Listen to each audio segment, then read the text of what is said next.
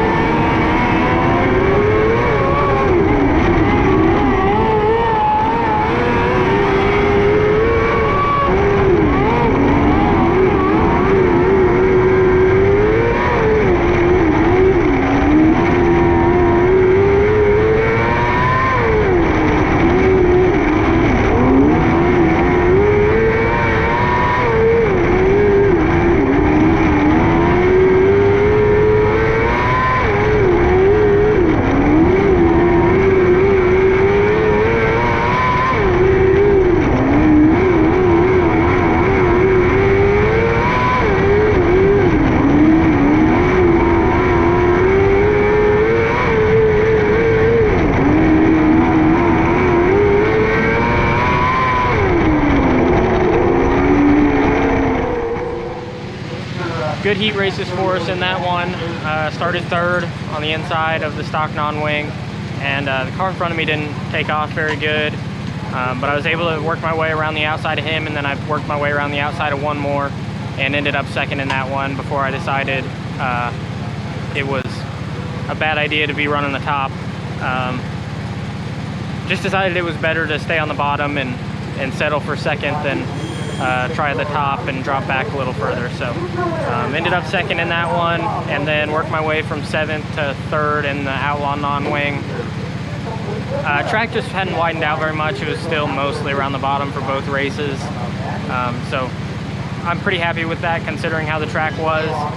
We're about to go for feature races right now. We're going to be starting 3rd in the stock non-wing race, and we'll be starting 2nd in the Outlaw non-wing. Very good cars starting up there with us, so hopefully we can keep it up there.